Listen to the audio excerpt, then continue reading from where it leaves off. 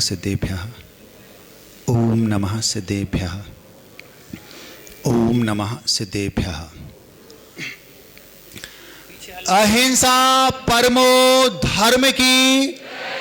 आचार्य भगवान गुरुदेव विद्यासागर जी मुनि महाराज की। आचार्य श्री समय सागर जी महाराज की। अनुज श्रमण श्री ओंकार सागर जी महाराज की।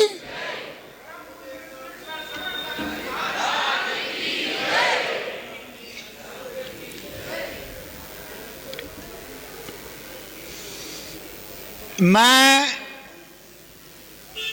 आप लोगों को माला माल करना चाहता हूं। महाराज, क्या कोई रत्नों की वर्षा कराने का प्रोग्राम है? पंचाश्चर्य प्रकट कराने का प्रोग्राम है? क्या आप कोई लॉटरी सिस्टम है? क्या है? क्या आप माला माल कैसे कराना चाहते हैं? अगर आप जानना चाहते हैं कि हम आपको कैसे माला माल कराना चाहते हैं, तो इसके लिए आपको थोड़ा सा इंतजार करना पड़ेगा। चूंकि आज समय कम है, पर्व का दिन है, हमारे महाराज ने आपको बता दिया कौन सा पर्व है, उसके पीछे कारण क्या था, आदि आदि। उसकी चर्चा अब हम नहीं करेंगे, क्योंकि हमें आपको माला माल बनाना है। और हमें यह भी मालूम है कि आप भी चाहते महाराज बाकी सब बातें बाद में करियो, पहले माला माल वाली बात बता दो। हम पिछले 23 दिनों में आपकी रग रग से वाकिफ हो गए हैं।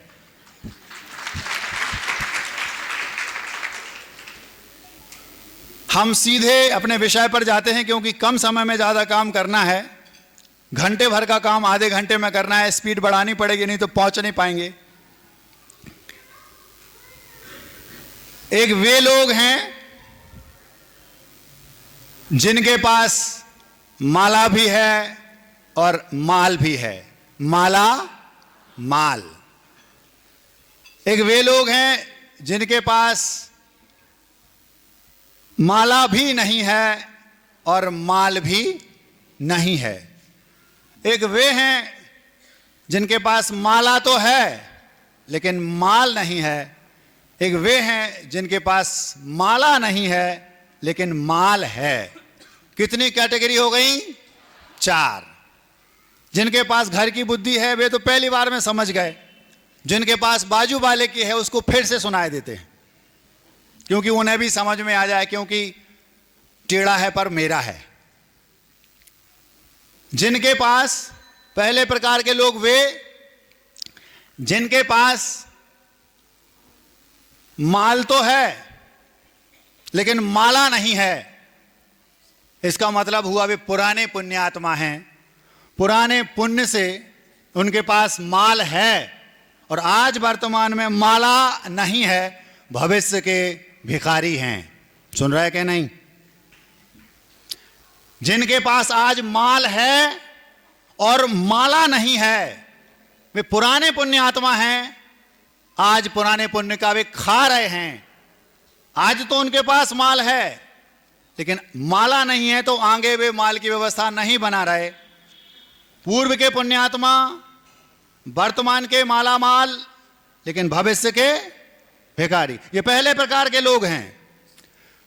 दूसरे प्रकार के लोग वे हैं जिनके पास माला भी है और माल भी है। ये वे लोग हैं जो पूर्व के पुण्यात्मा हैं। पहले माला फेरी थी, सो आज माल है और आज पुनः माला फेर रहे। ये वर्तमान में भविष्य के कौन? माला माल। 2 प्रकार के लोग हो गए। पहले वे जिनके पास माल है माला नहीं, भविष्य के भिखारी। दूसरे वे जिनके पास माल भी है और माला भी है।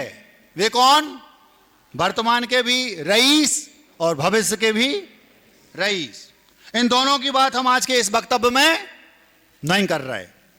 तीसरे प्रकार के लोग वे हैं जिनके पास ना माला है और ना माल है, मतलब पूर्व के भी अभागे, पूर्व में भी उन्होंने पुण्य नहीं किया, सो आज माल नहीं है, और आज माला नहीं फेर रहे हैं, सो भविष्य के भी भिखारी। कितने हो गए? 3। आप लोग समझ रहे इसका मतलब? हम समझ रहे थे कि हम बोल ही रहे, आप लोग सुन नहीं रहे। 3 प्रकार के लोग हो गए। इत्तेफाक से हम आज के अपने इस वक्तव्य में इन तीनों की चर्चा नहीं कर रहे। कौन 3? एक के पास माल है, माला नहीं है। दूसरे के पास माल भी है, माला भी है। तीसरे के पास माल भी नहीं और 3 हो गए। अब बचा कौन सा? जिसके पास माल नहीं है और केवल माला है। इसकी चर्चा आज के इस वक्तव्य में करनी है। ध्यान से सुनियो, और अगर बाजू वाला थोड़ा सा भी तो धीरे से उसको एक बेंगलोर का नाम आप लोगों ने सुना होगा। एक सज्जन जो रिटायर्ड गवर्नमेंट ऑफिसर थे, रेपुटेटेड थे, वैल्यूएबल थे, एक्स्ट्रा रिच थे, सर्वगुण संपन्न थे, पीएम से डायरेक्ट उनकी बात होती थी। ऐसे एक सज्जन बेंगलोर से चार्टर्ड प्लेन में उड़े, पंखों से नहीं। चार्टर्ड प्लेन मतलब हवाई जहाज, जो पर्सनल होते ना, ज्यादा जो पैसे वाले होते हैं वो रखते अपने पास। बेंगलोर से वे तिरुवनंतपुरम, आप लोगों ने नाम, ये सत्य घटना है। यदि आप लोगों ने हमारी बात पर आपको भरोसा ना हो, तो जिस पर आप भगवान से भी ज्यादा भरोसा करते हैं, गूगल बाबा, उस पर यह बात आपको मिल जाएगी। बेंगलोर से वे सज्जन उड़े चार्टर्ड प्लेन में। उड़ान कहां के लिए भरी? तिरुवनंतपुरम के लिए। निश्चित समय पर अपने जो भी उनके साथी थे, 2-4 तो रहते ही हैं बड़े लोगों के साथ, उड़े और रास्ते में अचानक, उड़े कहां से? बेंगलोर से। उड़ना कहां तक था? तिरुवनंतपुरम तक। आप लोगों ने तिरुवनंतपुरम का भी नाम सुना होगा, बेंगलोर का भी सुना होगा और कोच्चि का भी सुना होगा। बेंगलोर से बड़े सज्जन उड़े तिरुवनंतपुरम के लिए। रास्ते में एकदम अचानक मौसम इतना ज्यादा खराब हो गया, इतना ज्यादा खराब हो गया कि उनके जो पायलट को इमरजेंसी लैंडिंग करनी पड़ी। इमरजेंसी लैंडिंग मतलब गाड़ी को ना चाहते हुए भी विमान को कोच्चि हवाई अड्डे पर ना चाहते हुए भी उतारना पड़ा। यह व्यवस्था प्लेन में प्रायः होती है, उन लोगों का आपस में कोई कांटेक्ट होता होगा, तो इमरजेंसी लैंडिंग करनी पड़ी कोच्चि में। क्यों की लैंडिंग इमरजेंसी? क्यों? क्योंकि मौसम इतना खराब हो गया, अंधेरा छा गया, बादल गरज रहे, बिजली चमक रही, तेज हवाएं चल रही। उनके जो सिग्नल थे वो मिलना बंद हो गए तिरुवनंतपुरम वाले। अब उन्हें कुछ समझ में नहीं आया। सर, यदि जान बचानी है तो इमरजेंसी लैंडिंग करनी पड़ेगी। हाँ भी बोलेंगे तो भी करेंगे, और आप ना भी बोलेंगे तो भी करेंगे, क्योंकि ना बोलेंगे तो फिर सबको लैंडिंग करनी पड़ेगी, क्योंकि फ्लाइट क्रैश हो जाएगी। बेंगलोर से उड़ करके और उन्हें कोच्चि में इमरजेंसी लैंडिंग करनी पड़ी। वो जो सज्जन थे वहां से वो तिरुवनंतपुरम इसलिए जा रहे थे कि रात्रि में वहां पहुंच जाएंगे, होटल में जहां ठहराने की व्यवस्था है वहां ठहरेंगे, और सुबह होते ही ठीक 8 बजे बहुत सारे जो जूनियर डॉक्टर्स होते हैं, उनकी एक बहुत बड़ी सेमिनार को उन्हें चीफ गेस्ट के रूप में संबोधित करना था। जैसे मान लो आप लोग जूनियर डॉक्टर्स हैं और मान लो हम चीफ गेस्ट के रूप में यहां बोल रहे हैं, ऐसे उनको बहुत सारे ढेरों जूनियर डॉक्टर्स जो एमबीबीएस आदि कर रहे थे, उनकी एक बहुत बड़ी सेमिनार को उन डॉक्टर को संबोधित करना था। इसके लिए वो चीफ गेस्ट के रूप में बुलाए गए थे। जब कोच्चि पहुंचे वो, तो देखा कि 8 साढ़े 8 रात के बज गए हैं। सुबह तक हमें तिरुवनंतपुरम पहुंचना है। फ्लाइट से तो जाना इम्पॉसिबल है, जाना जरूर है क्योंकि वहाँ बड़े बड़े पॉलिटिकल लीडर भी आ रहे हैं और बहुत सारे स्टूडेंट्स हैं, उनको हमें संबोधित करना है। तो आखिर क्या करें कि हम सुबह 8 बजे के पहले पहले तिरुवनंतपुरम पहुँच जाएं। बाहर झांक कर देखा तो मौसम का मिजाज ऐसा था जैसा कभी कभी घर में आपकी पत्नी का होता है। आपे से बाहर बादल गरज रहा है, बारिश हो रही है, ओले भी, बिजली भी कड़क रही है, तेज तूफानी हवाएं चल रही हैं। सोचा कि शायद घंटे 2 घंटे रुक जाएं तो कोई रास्ता निकलेगा। तो वहां उन्होंने मौसम विभाग से पता किया, बोले सर कोई गुंजाइश नहीं है, अगले 24 घंटे की सारी फ्लाइट्स कैंसिल, और आप चाहें कि हम अपने चार्टर प्लेन से चले जाएं तो आपको इजाजत नहीं मिलेगी। पायलट ने बोला सर आई एम सॉरी। जैसे कोई एक डॉक्टर ऑपरेशन थिएटर से बाहर निकलता है और धीरे से आपसे बोल देता है सॉरी, ऐसा ही सब ने बोल दिया सॉरी। अब वो जो सज्जन थे वो परेशान कि कैसे भी मुझे सुबह तिरुवनंतपुरम पहुंचना है 8 बजे से पहले, क्या करूं। इतने में जो उनका पीए था, पीए नहीं था वो, पीए था, पर्सनल असिस्टेंट, आप लोग जल्दी से पीए समझ ले होंगे क्योंकि आप लोगों को आदत है। वो बोलता है सर यदि आपकी अनुमति हो तो क्या मैं किसी टैक्सी ड्राइवर से बात करूं। उन्होंने देख लो भाई, अब जो चार्टर प्लेन से चलने वाला है वो टैक्सी से जाएगा तो उसे पूछना तो पड़ेगा। सर एक ही उपाय है, अगर आप कहें तो मैं टैक्सी वाले से पूछूं, आप पहुंच तो जाएंगे। उन्होंने कहा देख लो, मरता क्या ना करता। जब प्यास लगती है और पानी की व्यवस्था ना हो तो व्यक्ति क्या करता है पता? गौर झामर की बात है, गौर झामर, वहां पर 2-3-4 बिजली के तार की ये फेंसिंग करने वाले, फेंसिंग होती ना, उनको जंगल में भेजा गया, घने जंगल में। वहां पर जंगल है सागौन का, वहां पर वो पानी के सारे साधनों के साथ गए और वहां दिन में, दोपहर में, ग्रीष्मकाल की तपती दोपहरी में वो काम करते करते अचानक उनके पानी के सारे स्रोत समाप्त हो गए। प्यास इतनी लग रही पूछो मत, जितनी उन्होंने सोचा था उससे कई गुना ज़्यादा पानी उन्हें ले जाना था क्योंकि गर्मी उससे ज़्यादा थी। 12-1 बजे तक सारा पानी समाप्त हो गया।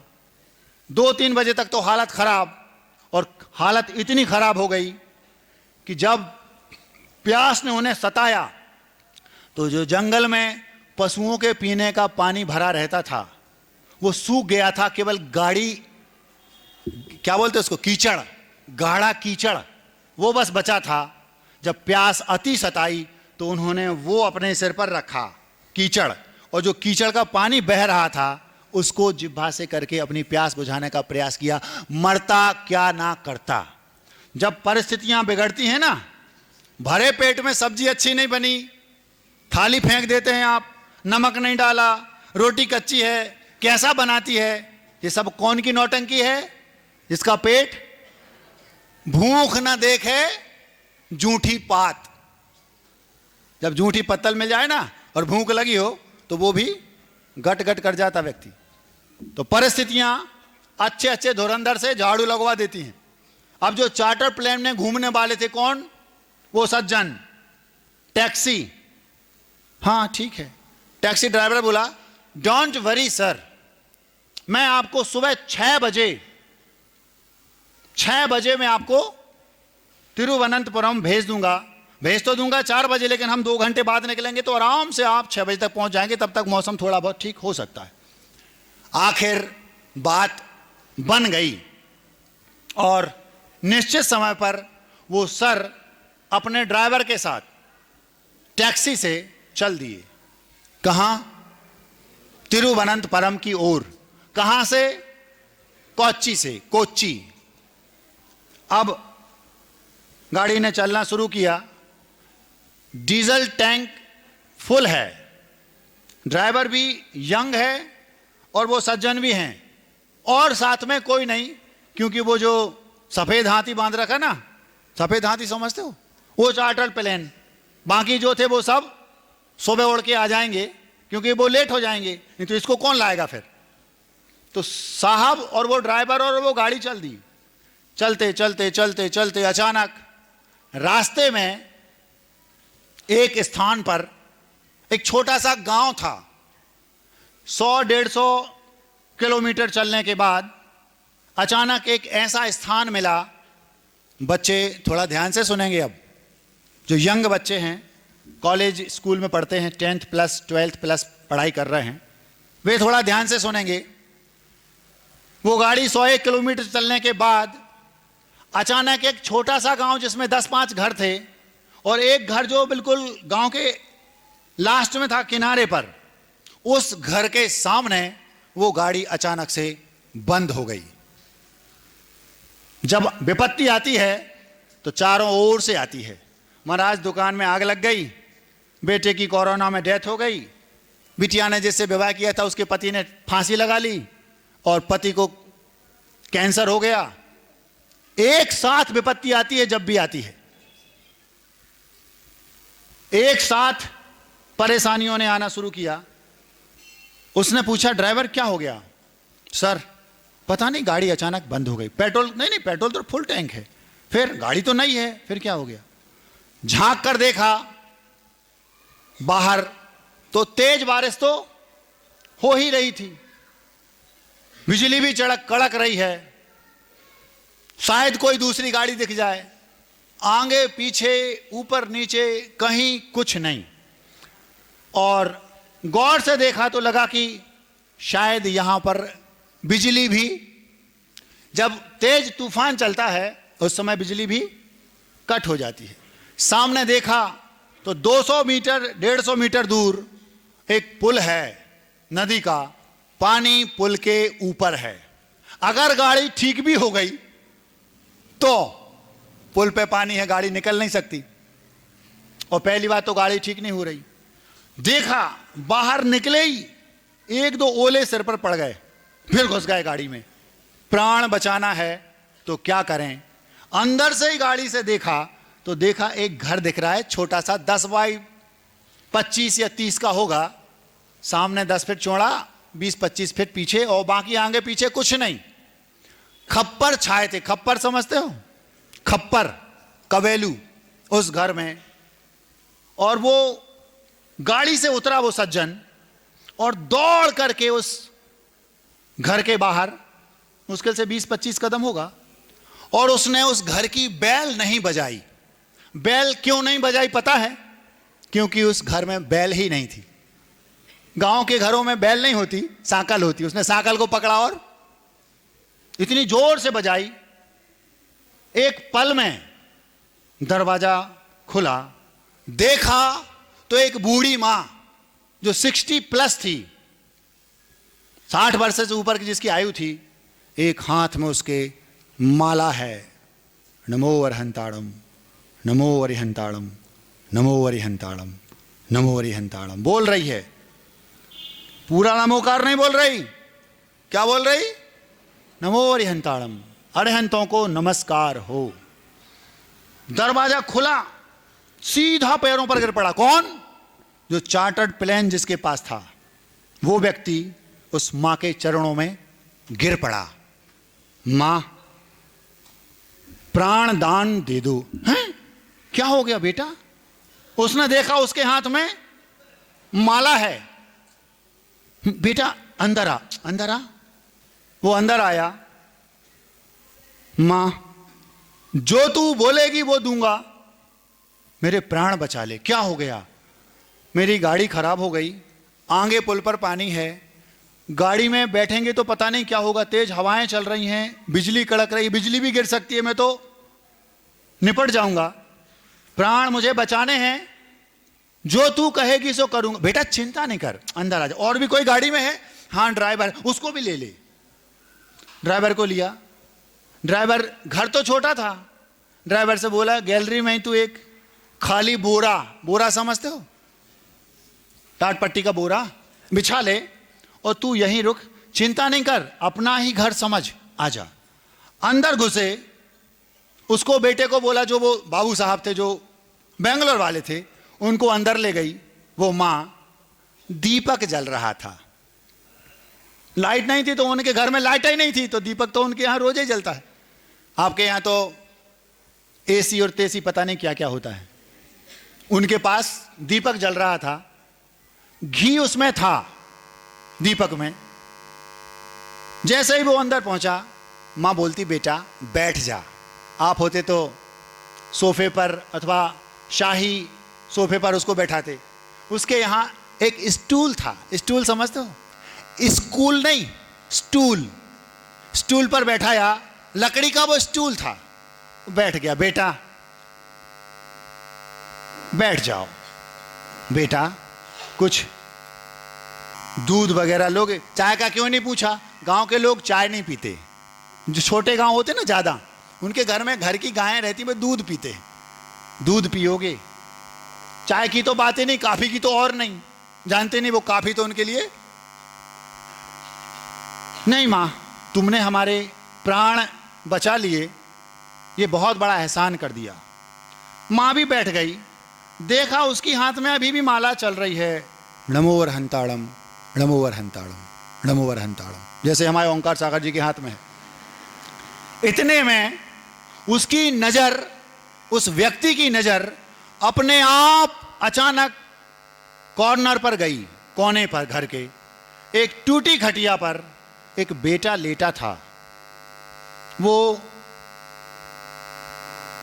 ऑटिस्टिक जिसको आप लोग बोलते हैं, गुमशुदा टाइप का, उसको कोई मेंटली कोई डिसीज थी उसके अंदर, दिमागी कोई बीमारी थी। उसकी नजर अचानक उस पर गई। मां, ये कौन है?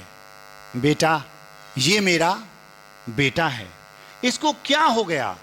इसको दिमागी बीमारी है। कौन सी? हम तो नहीं जानते, वो डॉक्टर साहब से पूछा था तो इंग्लिश में उन्होंने बताया था कुछ। अच्छा, कौन से डॉक्टर को दिखाया? मां बोलती है 5-7 बरस हो गए, यहां के जो आसपास के जितने भी डॉक्टर हैं सबको दिखा लिया, पैसा तो हमारे पास है नहीं, माल हमारे पास तो केवल माला है, नमो वरिहंताड़म। तो क्या बोलते हैं डॉक्टर?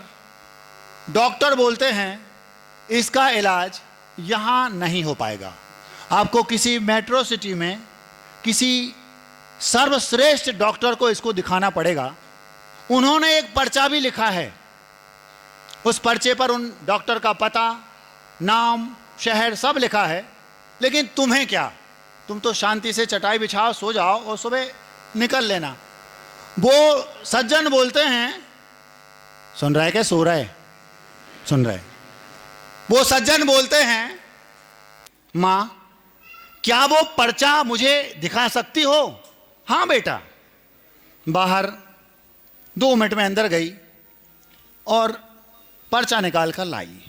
उस पर लिखा था डॉक्टर सैमुअल। डॉक्टर सैमुअल, पूरे भारत में केवल एक सज्जन हैं, डॉक्टर सैमुअल, वो ही इस बीमारी का इलाज कर सकते हैं। उनकी फीस 2-2.5 लाख रुपए से स्टार्ट होती है। अब उसका पूरा घर बिक जाए बेचारी का तो 2-2.5 लाख नहीं हो पाएंगे। उस पर लिखा है इनसे मिलो, इनके अलावा पूरे भारत में कोई दूसरा व्यक्ति इस बच्चे को ठीक नहीं कर सकता। तो हमने तो जब पैसे का बोला तभी दिमाग से निकाल दिया, हमारे पास माल तो है नहीं, हमारे पास तो माला है, केवल माला, नमो वरिहंताड़म। वो व्यक्ति उस मां के पैरों पर गिर पड़ा, बोला, मां, वो डॉक्टर सैमुअल मैं ही हूं।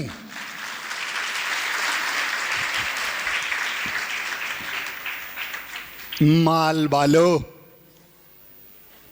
माला वाले से कुछ सीखो। महाराज 40 साल हो गए माला फेरते फेरते, कच्छू नहीं भाव, मतलब कुछ हो जाए इसके लिए माला फेर रहे थे। जो माल वाले होते हैं वे जरूरत के पास जाते हैं। क्या कहा? जो माल वाले होते हैं वे जरूरत के पास जाते हैं, और जो माला वाले होते हैं जरूरत उनके पास आती है। समझ में आ रहा है? एक अरबपति व्यक्ति थे, करोड़पति। उन्हें कोई समस्या आई, चार्टर्ड प्लेन में बैठाया और बेटा सीधा विदेश ले गए बेटे को। क्यों? बीमार है। विदेश में वो डॉक्टर थे, माल था, जरूरत कौन थे? वो डॉक्टर। माल था तो माल के बल पर वो जरूरत के पास गए, लेकिन इस मां के पास माला थी, वो डॉक्टर इनके घर आया। अब हम पूछना चाहते हैं, आप लोगों की माला फेरने में और उस मां की माला में क्या अंतर है? तो आपकी माला के जितने गुड़िया है ना, गुड़िया समझते हो? गुड़िया नहीं, गुड़िया, दाने। आपकी माला के दाने में, आपकी माला में जितने दाने होते हैं उतनी डिमांड होती है। एक माला सरकाई, एक माला नमो वरिहंताड़म, एक दाना नीचे खसका, हमारी बिटिया का विवाह हो जाए भगवान।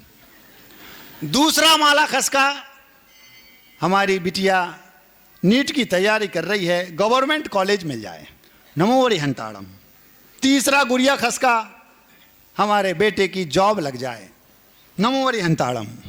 चौथा गुड़िया सरकाया, धीरे से हमारे बेटे की दुकान चलने लगे, नमो वरिहंताड़म। पांचवा गुड़िया सरकाया, हमारा एक प्लाट है उस पर केस चल रहा है, वो सुलझ जाए। छठवा, सातवा, आठवा, नमो वरिहंताड़म, नमो वरिहंताड़म। हर माला के गुड़िया में भगवान का नाम, और भगवान के नाम और दूसरे बार के भगवान के नाम के बीच में एक छोटी सी डिमांड। इतने बड़े भगवान आप, छोटी सी तो रख रहे डिमांड हम।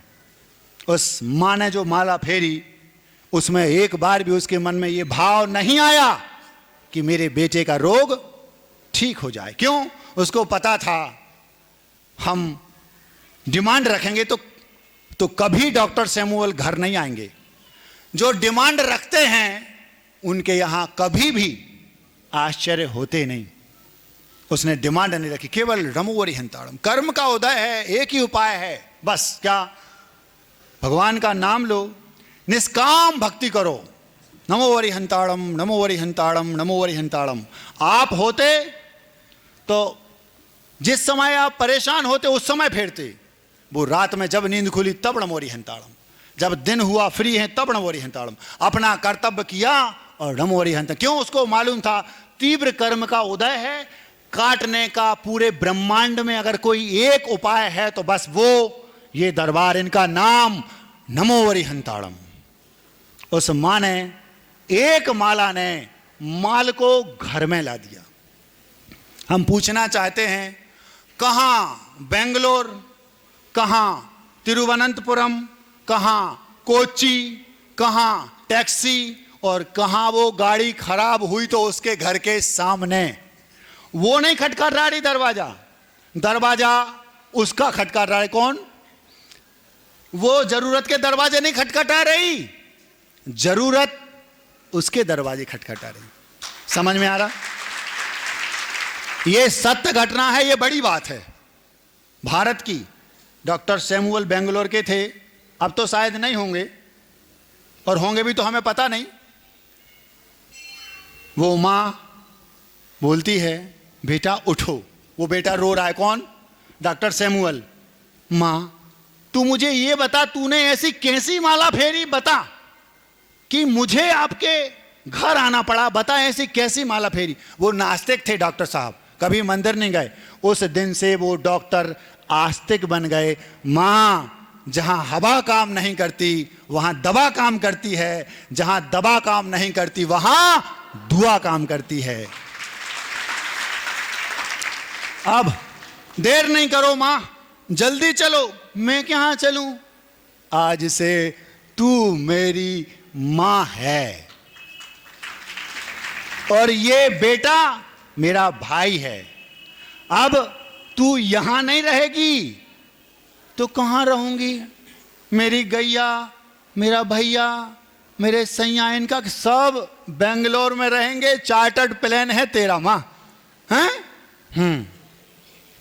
जिसकी माला में इतना दम है उसके साथ रहने का मजा अलग है। चलो गाड़ी में बैठ। बाहर मौसम तो बाहर खराब है, देखता हूं। झांक कर देखा तो तारे निकले थे बाहर। सुन रहे? मौसम ठीक, बाहर का मौसम भी ठीक और भीतर का भी ठीक। ड्राइवर से बोला, गाड़ी में चाबी फंसा। जैसा ही फंसाई तो एक बार में फुर्र से स्टार्ट हो गई। दूर देखा तो पानी नदी के नीचे। बेटे को उठाया, गाड़ी में रखा, मां को आगे बैठाया, डॉक्टर साहब पीछे बैठे हैं और गाड़ी चल दी। सुबह 6-7 बजे तक आराम से पहुंच गए। 5 स्टार होटल में मां को रोका गया और जब वो सेमिनार शुरू हुई तो उसमें चीफ गेस्ट कौन था? मां और वो बेटा। पहले स्पीच नहीं दी उन्होंने, जैसे अभी मोदी जी ने पिछले 2 साल पहले 12,000 की असेंबली में बीजेपी की जो कार्यकर्ताओं की मीटिंग हुई थी, उसमें मीटिंग की स्पीच के पहले ये बोला, जब आचार्य श्री की समाधि हो गई थी, उन्होंने बोला, इस देश से एक कोहिनूर चला गया, आचार्य विद्यासागर। और उन्होंने ये भी बोला, ये मेरी व्यक्तिगत क्षति है। भारत का प्रधानमंत्री 12,000 की असेंबली में बोल रहा है, आचार्य विद्यासागर जी का जाना मेरी व्यक्तिगत क्षति है। मुझे पता होता कि वो जाएंगे तो मैं उनसे वहीं रहता, उनसे मिलता फिर से। ऐसे ही वो सैमुअल जब स्पीच देने लगे, उसमें सीएम लेवल के, पीएम लेवल के लोग भी उस सेमिनार में आए थे, बताते हैं। उसमें वो मां की स्पीच पहले हुई, मां के बारे में बताया, इस मां ने मुझे आस्तिक बना दिया। जब बड़े लोग ये बात बोलते हैं तो जितने जूनियर डॉक्टर्स थे वे सब आस्तिक हो गए, सबको भगवान पर श्रद्धा हो गई। सारी घटना उन्होंने अपने मुख से सुनाई और ये कहा, पहले इलाज होगा तो इस छोरे का। उन्होंने कुछ ही महीनों में उस छोरे को चकाचक कर दिया और अब वो बेटा उन्हीं के साथ, उन्हीं के घर में रह रहा है। जिसके पास माल है, माला नहीं है, वो भविष्य का भिखारी। जिसके पास माला है वो भविष्य का तो करोड़पति है ही। अगर माला इतनी दमदार है तो वो इसी भाव में चार्टर्ड प्लेन का स्वामी बन सकता है। समझ में आ रहा? घड़ी बहुत तेज चल रही, हमें बहुत कुछ बोलना था, लेकिन चूंकि आज आपका पर्व का दिन है, आप लोग उस चीज के लिए आए हैं। हम अपनी बात को समेटते हुए, बहुत कम समय में समेटते हुए इसको उपसंहार करते हैं। उस बेटे को और उस मां को, जिस बेटे के कारण उस डॉक्टर को भगवान पर श्रद्धान हुआ, लेकर के और स्पीच देकर के वो बेंगलोर गए और बेंगलोर में उस मां को अपने साथ रखा, उस बेटे को अपने साथ रखा, उसको पूरी तरह ठीक कर दिया। और उसके बाद उन्होंने कई अपने जो क्लासमेट रहे होंगे, हजारों लोगों को यह बात बताई कि एक माला ने माला माल कर दिया। उस मां की एक माला ने मां को भी माला माल किया, उस बेटे को भी माला माल किया और उस पूरे सेमिनार में जितने जूनियर डॉक्टर्स के सबको माला माल किया। उस डॉक्टर सैमुअल को भी माला माल कर दिया और वो स्वयं माला माल हो गई। महाराज जी, अब तो काम बन गया। मां ने माला फेरना बंद कर दी होगी। वो सुसनेर की मां नहीं थी। उस मां ने अब और श्रद्धा में उसके गाढ़ता आ गई और माला फेरनी शुरू की। वो इतने में संतुष्ट नहीं हुई, क्योंकि जो लोग धनी होते हैं भीतर से, वे जब तक भगवान ना बन जाएं तब तक वे संतुष्ट नहीं होते। हम चाहते हैं ऐसी माला आप भी फेरें। 40 साल नहीं, 40 बार नहीं, 40 नहीं, एक माला पर्याप्त है। बस फेरना कैसी है? नमोरी हंताड़म, नमोरी हंत, बीच में कोई डिमांड नहीं। भगवान भी सामने आकर खड़े हो जाएं, मैं तेरी माला से प्रसन्न हूं, बोल क्या चाहिए।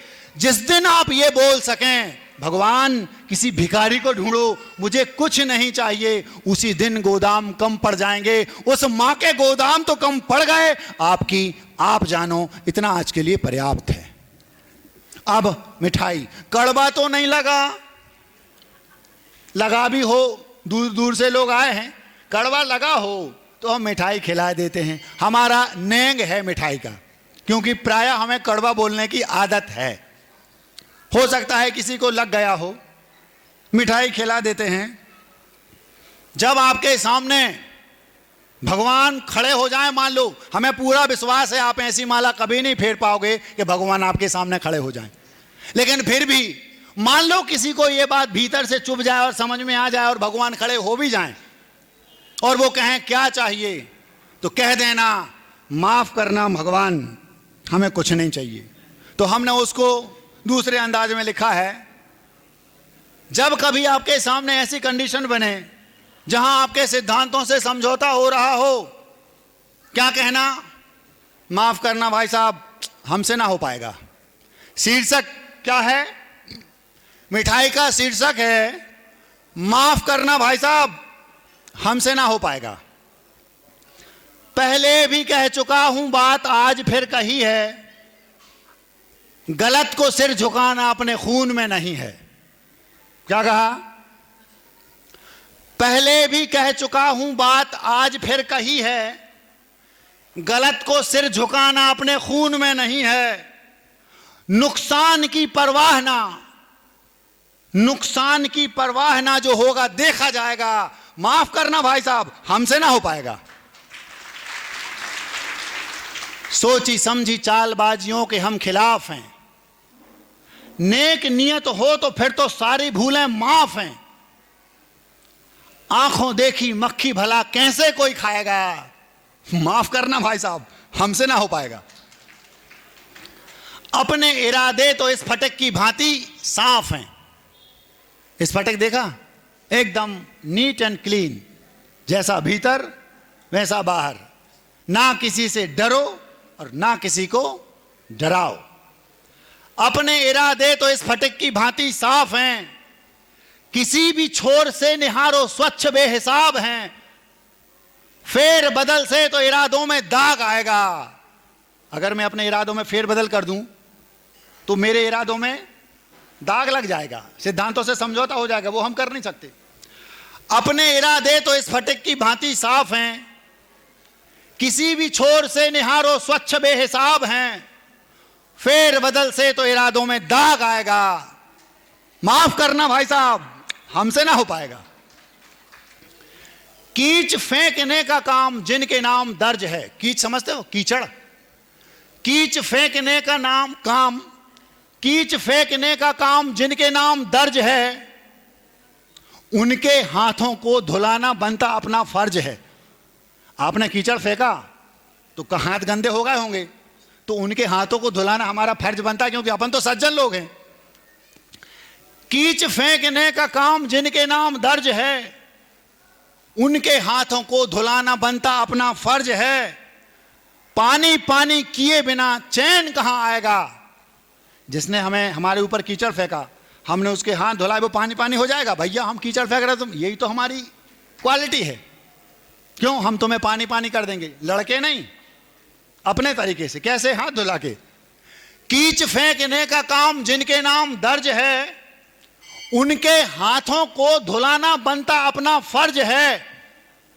पानी पानी किए बिना चैन कहां आएगा। माफ करना भाई साहब, हमसे ना हो पाएगा। महाराज जी, ऐसे में तो लोग आपको गलत भी समझ सकते हैं। अपने आप से मैं पूर्ण रूप से संतुष्ट हूं। कौन क्या समझता मुझे चिंता से विमुक्त हूं। अपने आप से मैं पूर्ण रूप से संतुष्ट हूं। कौन क्या समझता मुझे चिंता से विमुक्त हूं। घास ना छुएगा शेर, भूखा सो जाएगा। माफ करना भाई साहब, हमसे ना हो पाएगा। अहिंसा परमो धर्म की।